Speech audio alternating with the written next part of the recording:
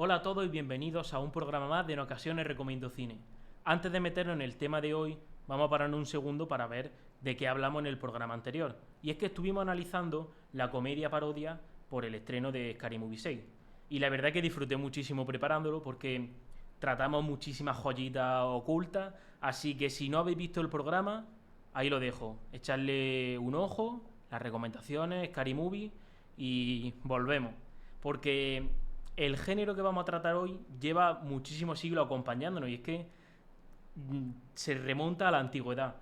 Y desde fuera parece bastante sencillo porque tiene caballeros, magia, dragones, pero cuando se hace bien, trata temas hasta desde el poder, lealtad, sacrificio, incluso filosofía, condición, todo. Porque hoy venimos a hablar de fantasía medieval. Y es que esta semana tenemos la excusa perfecta para hablar de este género, porque se estrena la tercera temporada de La Casa del Dragón. Y yo creo que merece la pena hablar de ello. Porque es verdad que hay géneros que nacen un poco desde la nostalgia, como vimos que pasaba con el estreno de Spider-Noir, con el cine negro. Otros nacen del miedo, de la curiosidad. Pero la fantasía medieval nace de algo más oscuro, o sea, más antiguo, que es el deseo humano de imaginar algo más grande de lo que vemos a simple vista. Y es que antes de que existieran los superhéroes de cómic, la galaxia lejana, la ciencia ficción, teníamos caballeros que se enfrentaban a monstruos, magos buscando sabiduría en libros antiguos y prohibidos, héroes que descubrían que su destino era servir a un propósito mayor. Y es que ya desde los mitos griegos, y como veremos este año con la Odisea de los cruzados, y pasando incluso por la leyenda artúrica, tenemos El Señor de los Anillos con Tolkien. O sea, llevamos unos 50 años que gracias a este gran autor se ha reinventado un poco el género de la fantasía medieval. Y el cine, ahí incluyo un poco el sector de la serie, ha hecho de lo suyo. Pero parece que lo que más nos gusta de la fantasía medieval no es solo los dragones, los castillos, las impresionantes batallas, sino que a veces pues nos plantean cuestiones que son como metáforas, o sea, tratan el miedo, la corrupción, la ambición desmedida que vemos en los dragones, incluso hablan del ser humano en sí. Pero claro, la fantasía habla de tantísimos mundos, pero en el fondo habla de estas cuestiones muy palpables, que eso es precisamente lo que vamos a ver en el programa de hoy. Y es que muy pocas series han conseguido convertirse en el fenómeno cultural del calibre de Juego de Tronos. Y es que durante casi una década, cada lunes, o sea, millones de personas, yo incluido, nos conectábamos para volver a ver a Poniente, reencontrándonos con sus personajes, plantear teorías sobre lo que podía ocurrir en el siguiente episodio y hacernos una misma pregunta: ¿quién acabaría sentado en el trono de hierro? Y es que Juego de Tronos consiguió algo que parecía reservado exclusivamente al cine, porque convirtió una serie de televisión en un acontecimiento mundial. O sea, y no es que, a ver, su éxito se basaba en cifras y en los espectadores, pero lo más llamativo de la serie es que en sus mejores años podía parar cualquier conversación que había en la calle. O sea, tenía gente llenando las redes sociales de teoría. Y consiguió que personas que no se ven interesados por la fantasía medieval, de los dragones, los reinos y familias así enfrentadas, pues volvieran a esta idea. Y la verdad es que tiene mucho mérito porque Juego de Tronos no simplificó su mundo para hacerlo más fácil. O sea, al contrario, apostó por una historia compleja, trama política, personajes grises, decisiones bastante complejas y pues con consecuencias que muchas veces no había vuelta atrás. Y es verdad que, bueno, todo el mundo tenía su personaje favorito, su historia que más le llamaba la atención. Todos tenían su teoría de yo creo que este personaje en el fondo vuelve, no sé cuánto. Pero todo el mundo coincidía en lo mismo: que cuando juega al Juego de Tronos, gana o muere, no hay término medio. Y a mí me llamó la atención que en una época donde muchas franquicias protegían en exceso a sus personajes para rentabilizarlo al máximo, Juego de Tronos rompe todos los esquemas. Nos enseña que un personaje principal podía desaparecer en cualquier momento y que ninguna victoria, aunque estuviese cantada, era asegurada. Pero ¿qué pasa? Que manejar un fenómeno de estas dimensiones pues tiene su riesgo, y es que las expectativas pues a veces pasa que no se cumplen. Y cuando llegó el esperadísimo desenlace de la octava temporada, que en esta casa no se habla de la octava temporada, parece que fue un desastre. Pero ¿qué dice la gente de eso? O sea, los 4 primeros capítulos de la octava temporada iban bien, tenían sus más, sus menos, o sea, había fumada hablando en plata en el argumento, pero se sostenía. Pero volvió a pasar lo de siempre. Si no cuidas el ritmo, todo lo que has construido durante tantísimos años, pues no sabe a nada. Y claro, bueno, a falta de las novelas originales que les dé algún día por terminar la George R. R. Martin, pues la sensación que nos quedó a los fans de Juego de Tronos es algo agridulce. O sea, no solo por las cuestiones técnicas que tomaron los guionistas, sino pues por cómo terminó. O sea, todo el mundo coincide en que el final de Juego de Tronos no es bueno. Entonces, cuando salen noticias de La Casa del Dragón, nueva serie de Juego de Tronos, todo el mundo coincide en la pregunta de, oye, ¿sería posible volver a recuperar la magia de Poniente? ¿Merecía la pena volver al universo Juego de Tronos viendo cómo había terminado todo, con esa polémica, no sé cuánto? Pero llevan 2 temporadas y la verdad es que la serie está funcionando mucho mejor de lo que decía y lo que esperaba la gente.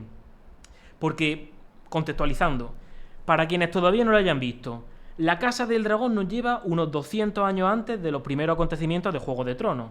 Aquí conocemos los años de esplendor de la familia Targaryen, o sea, una familia que mantiene su dominio sobre Poniente gracias a que tienen el único poder capaz de cambiar las reglas del juego, que son los dragones.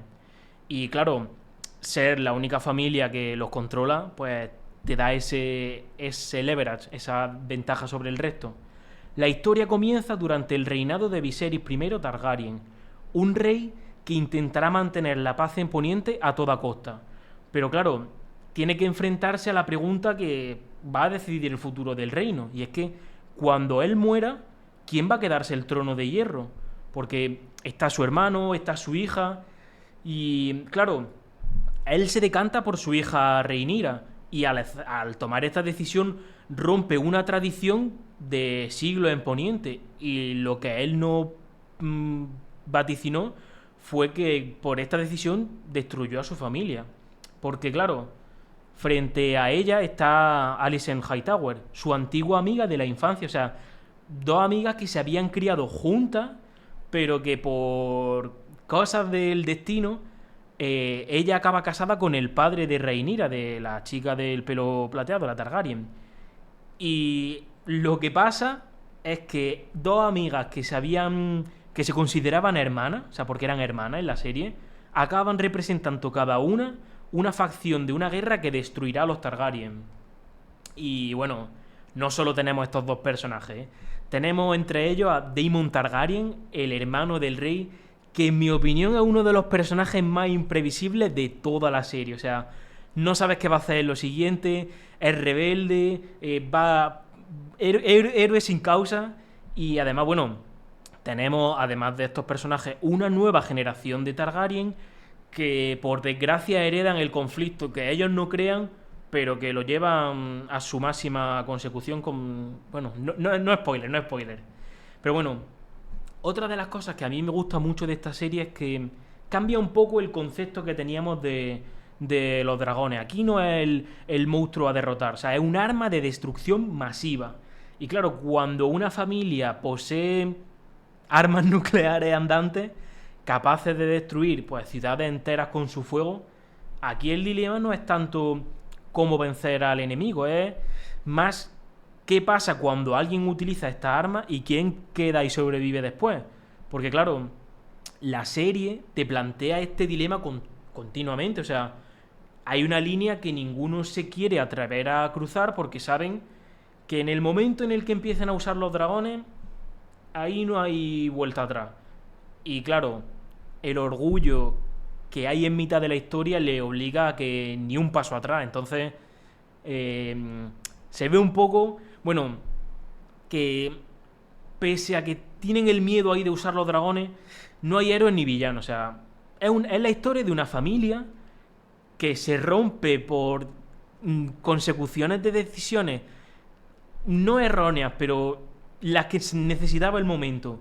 Porque claro, Rhaenyra no es la heroína perfecta que viene a reivindicar la causa de su padre, ni Alicent es la villana madrastra de manual. O sea, cada personaje está un poco pues secuestrado por juramentos que han hecho, la familia a la que pertenece y claro, la ambición de cada uno.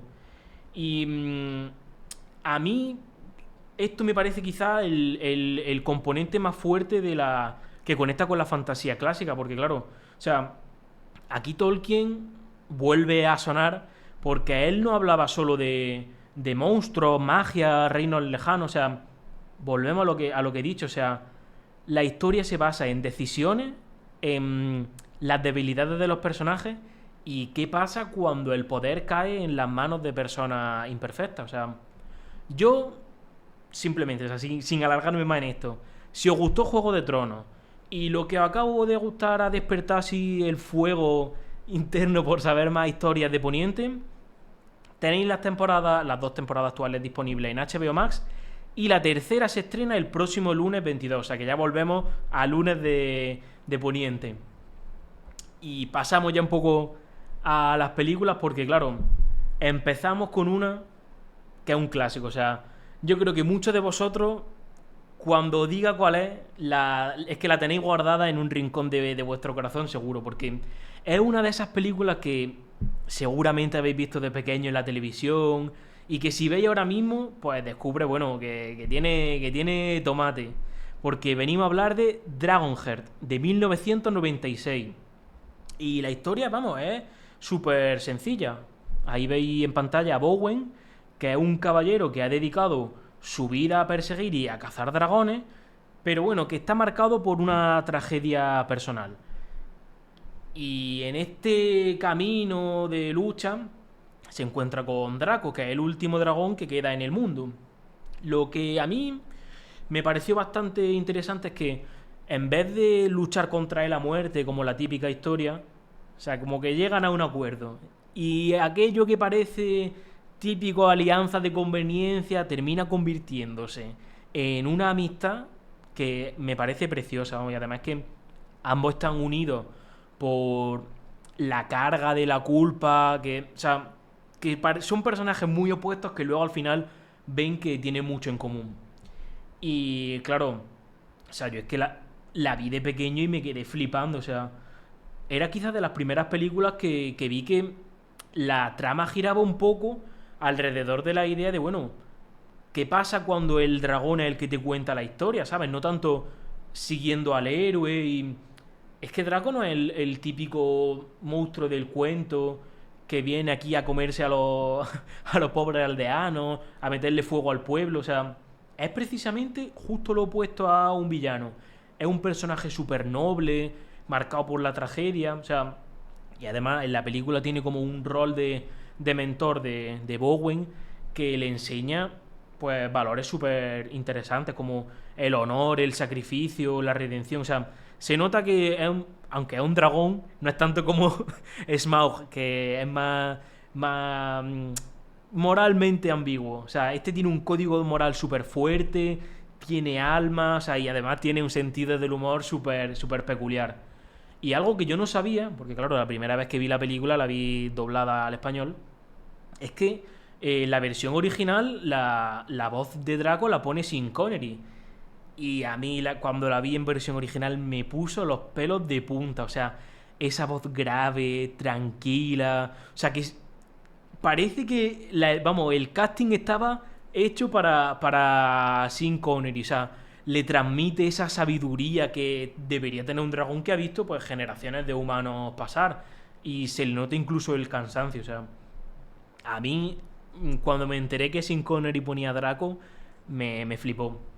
Pero claro, esta película se estrena en 1966 y la verdad que tomó una apuesta bastante arriesgada porque Draco fue uno de los primeros personajes digitales generados por ordenador completamente. O sea, y es que no eran solo efectos visuales, sino que era un verdadero personaje, vamos.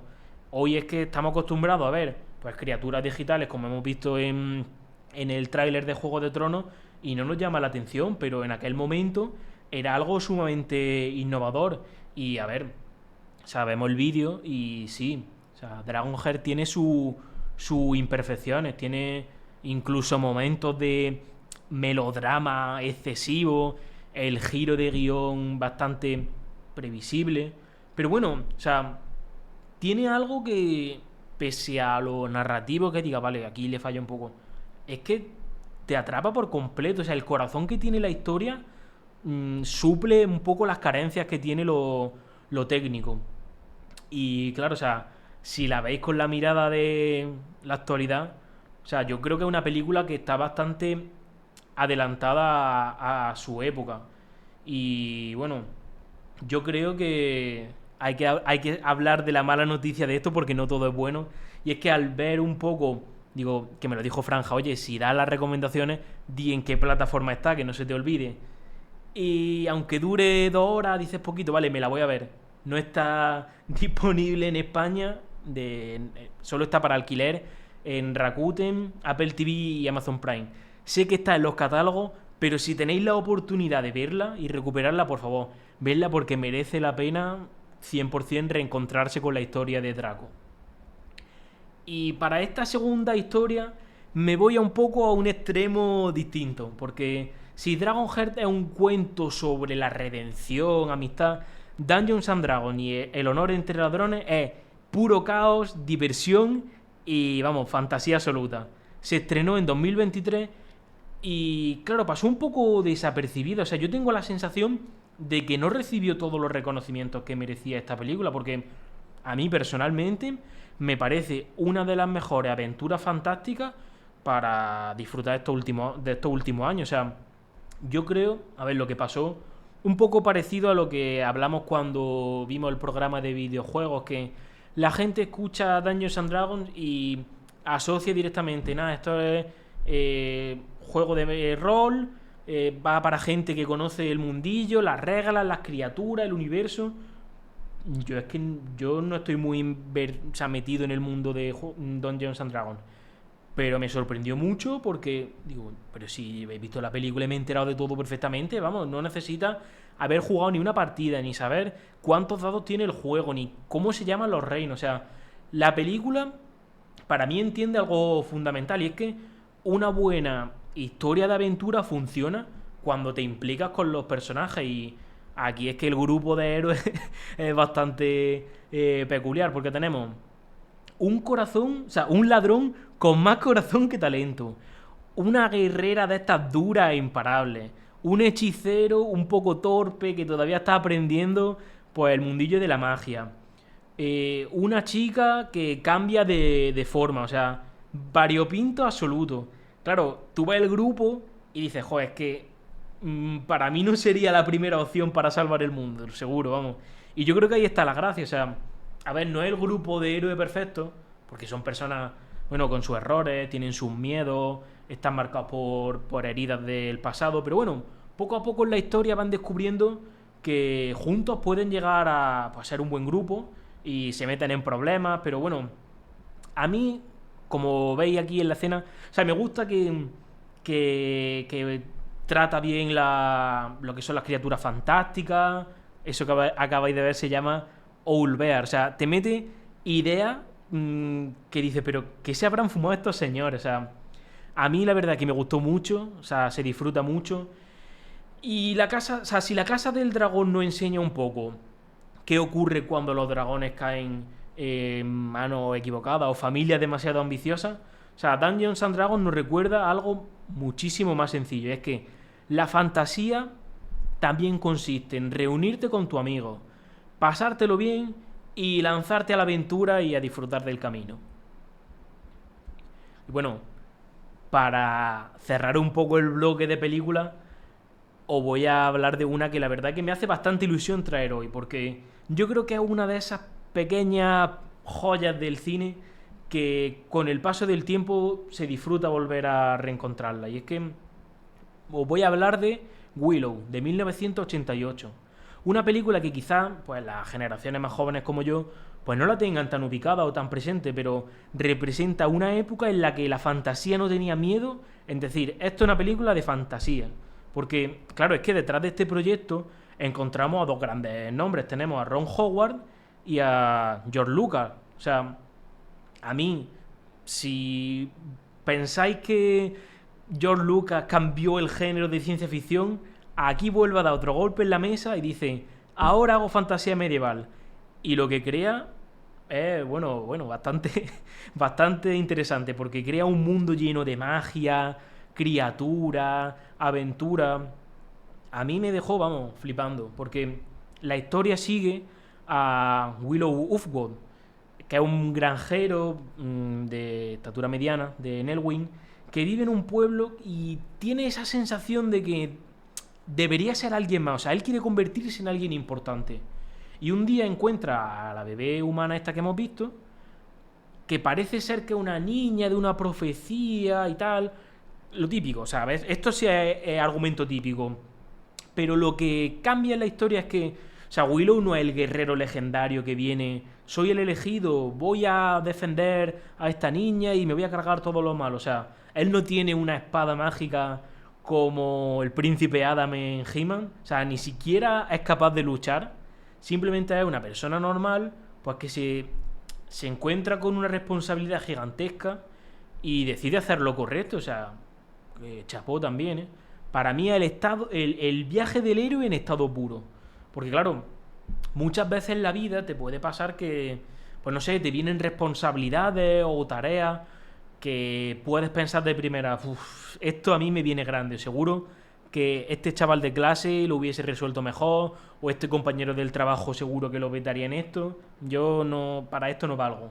Y Willow precisamente te recuerda que a veces los grandes héroes no son los más fuertes ni los más capaces, o sea, son precisamente aquellos que, sabiendo incluso que pueden fracasar, deciden intentarlo. O sea, que el mensaje es bastante, bastante llamativo.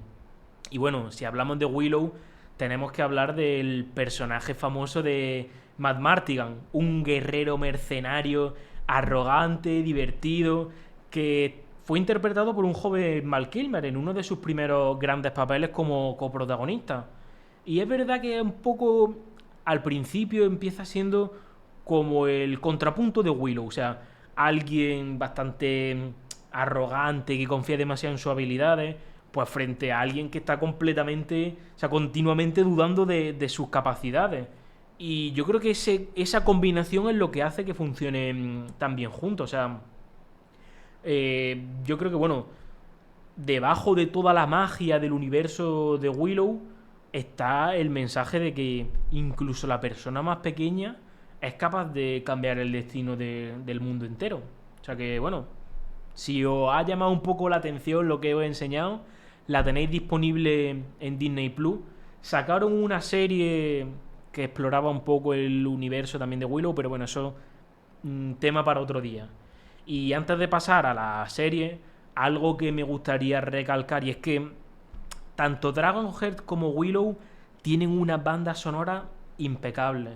En la de Willow tenemos a James Horner, que la verdad es que lo hace brutal. O sea, la música de estas dos películas, Dungeons and Dragons también, pero sobre todo estas dos. O sea, consiguen transmitir esa emoción, lo que es fantasía pura y dura. O sea, y se agradece porque es que cuando uno vuelve a estas películas años después, joder, es que escuchas la banda sonora y como que te sientes en esos universos. Y precisamente ahora vamos a hablar de eso, o sea, de historias que no son cortitas, que no duran 2 horas, sino que vienen para acompañarnos durante tiempo. O sea que pasamos del cine a la televisión hablando de una serie que yo creo que a más de uno le va a decir, oye, esta a mí me suena, ¿eh? Porque Merlín es una serie que produjo la BBC en España y se emitió en Antena 3. O sea, yo recuerdo que en verano la veía en la tele y la verdad es que durante esos años pues consiguió que mucha gente joven se volviese a enganchar a lo que era la leyenda del Rey Arturo y me gustó, o sea, me gustaba mucho un poco el tono que tenía, pero claro, ve ahí a los personajes bastante Merlín joven, que lo tenemos acostumbrado a verlo de anciano, sabio y tal, y creo que el concepto chocó un poco con la gente porque la veían como una simple producción juvenil y es verdad que tiene un tono aventura, pero se queda corta. O sea, la historia durante 5 temporadas trata a un joven Merlín llegando a la ciudad de Camelot, pero claro, lo que él tiene un poder enorme, no lo puede controlar. La ciudad se ve que está prohibido hacer magia y él está ahí un poco intentando aprender a controlarla, pero a la vez saliendo de situaciones muy difíciles con la magia. Y claro, si te pillan haciendo ahí magia, pues estás condenado a muerte. Y en este momento, de recién llegado a Camelot, conoce al príncipe Arturo, que también lo vemos distinto a lo que tenemos acostumbrado en las historias clásicas. O sea, es un tipo arrogante, orgulloso. Al principio la verdad es que daba mucha rabia verlo porque era un poco insufrible. Pero bueno, luego se convierte un poco bajo la influencia de este buen Merlín en un buen rey, una buena persona. Vemos durante 5 temporadas cómo se construye una de las amistades más famosas pues de los libros, de la historia de la narrativa. Y bueno, vemos bastante aventura. O sea, a mí me llamó la atención un poco eso, que todos conocemos al Merlín como el gran mago que aconseja al rey Arturo, pero claro, te cuentan ese aspecto de quién era Merlín antes de convertirse en la leyenda. Al principio vemos aquí muchas luces, o sea, el tono era como de aventura ligera, pero poco a poco va cogiendo un tono así como más oscuro, dramático y vemos momentos pues bastante impactantes. O sea, yo creo que aquí la BBC para lo que iba sacando en su momento pues hizo un producto bastante interesante. Y si no la habéis visto o si os sonaba de haberla visto en la tele así de haciendo zapping y tenéis ese recuerdo así cariñoso, la tenéis disponible en Movistar Plus y yo creo que merece la pena verla porque es una serie bastante divertida y se disfruta mucho al verla.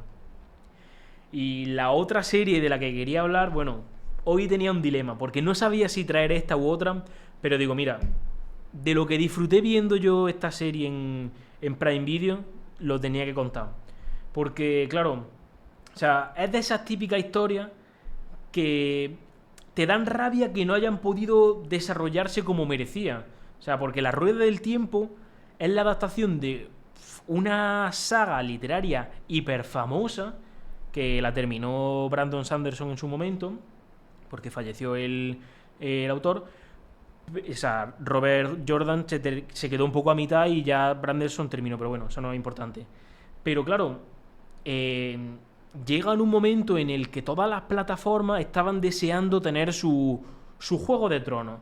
Y parece que con esta serie Amazon había dado en el clavo, dice, joder, o sea, tenía, pues bueno, esa ilusión de la gente de, ostras, otro nuevo mundo de fantasía, parece que va cuajando, los personajes bastante interesantes, pero cuando ya te ibas quedando con ganas de más de saber, oye, ¿qué va a pasar en la siguiente temporada?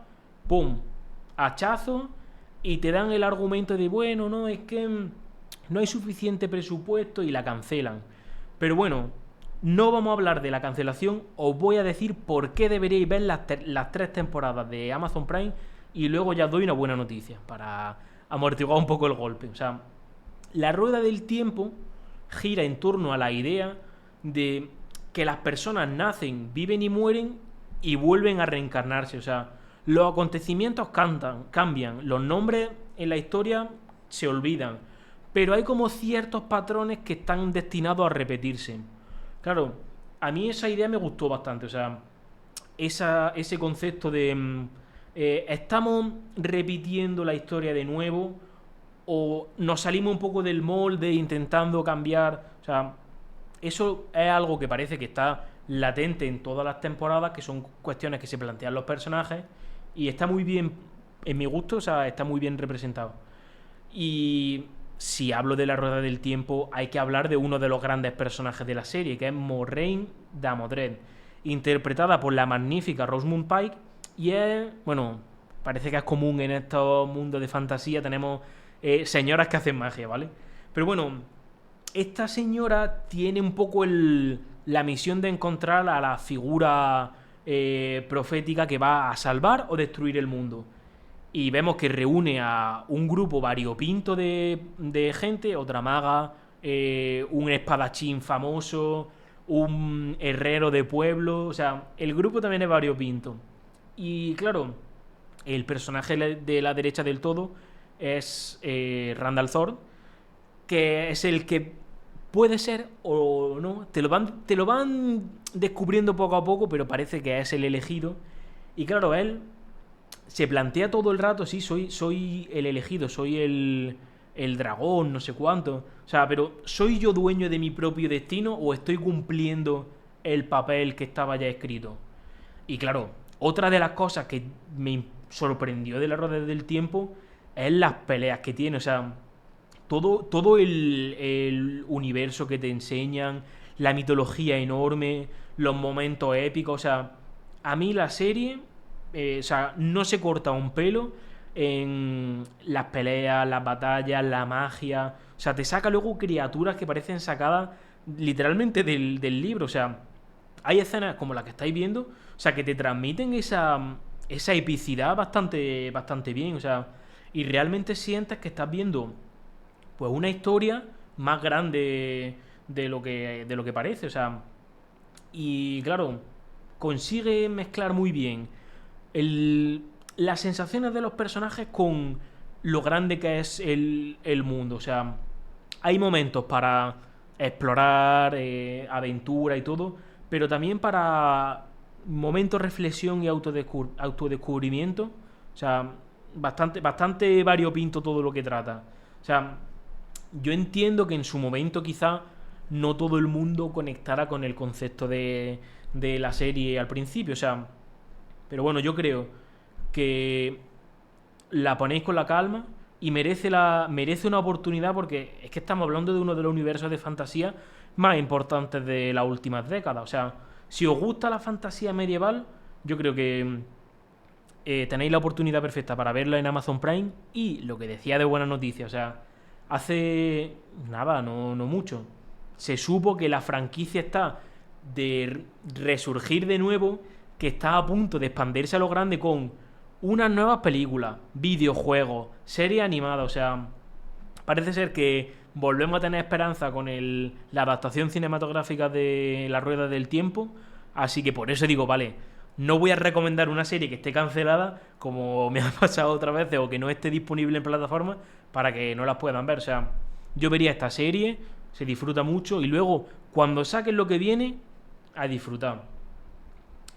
Y llegamos al libro. O sea, tenía que hablar de este libro, sin duda, porque me parece una historia súper fascinante. Y además creo que conecta perfectamente con muchas de las cosas que hemos hablado en todo el programa. O sea, Eragon. ¿Quién no conoce los libros o la película de Eragon? O sea, tenéis ahí la saga de Legado, escrita por Christopher Paolini. Os he puesto los 4 libros, luego mirando he visto que sacó recientemente un quinto, que creo que se llama Murtagh, si no estoy equivocado. Y a mí, buscando información sobre un poco, no la historia en sí que trata, sino el autor, Christopher Paolini, me llamó la atención porque este tío es un máquina. O sea, empezó a escribir Eragon con 15 años, o sea, 15 años. Los termina en un año el primer libro, 16, y sus padres, bueno, que eran editores independientes, publicaron la novela de forma pues autoeditada. Pero ¿qué hizo la familia? O sea, se recorrieron colegios e institutos de todo Estados Unidos haciendo como pues una presentación del libro disfrazado con traje manual, de medievales, así como un poco para vender la historia. Un día, así de casualidad, le llegó a Stephen King y dijo, tío, o sea, esto que estoy leyendo es la leche. Y eso cambió todo, la verdad. O sea, después de ponerla un poco en escena, Stephen King llega a grandes editoriales y se convierte en el fenómeno absoluto que es hoy día. O sea, este tío con 19 años ya era autor de bestseller internacional, que se dice pronto. Pero bueno, hemos hablado del autor, voy a hablar un poco de qué trata el libro, o sea, porque es que ya en las primeras páginas se nota que ha sido escrito por alguien que ama el género de la fantasía con una, vamos, sin mesura alguna, o sea, el tío es un autor que le gustaba la fantasía y leyó, o sea, y escribió el libro que le gustaría que le leyeran. Porque la historia te cuenta, que es un poco de autor novel, un chico de 15 años, que me da la impresión a mí que está como él representado en la historia, que vive con su tío en una granja y se encuentra una piedra azul en el bosque mientras cazaba. Claro, esa piedra luego resulta ser un huevo de dragón, del que nace Safira. O sea, en la película es el dragón azul hiperclásico. Y elige a Eragon como jinete, porque en esta historia los dragones eligen a los jinetes.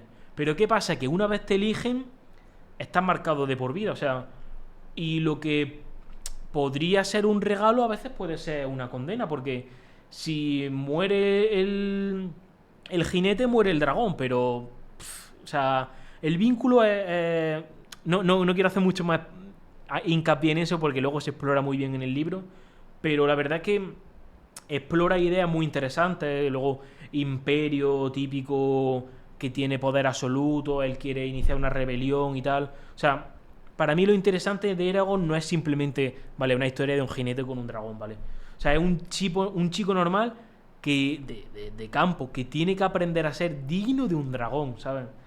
Que no es simple mascota ni nada. O sea, es muy interesante la historia. A mí me gustó mucho.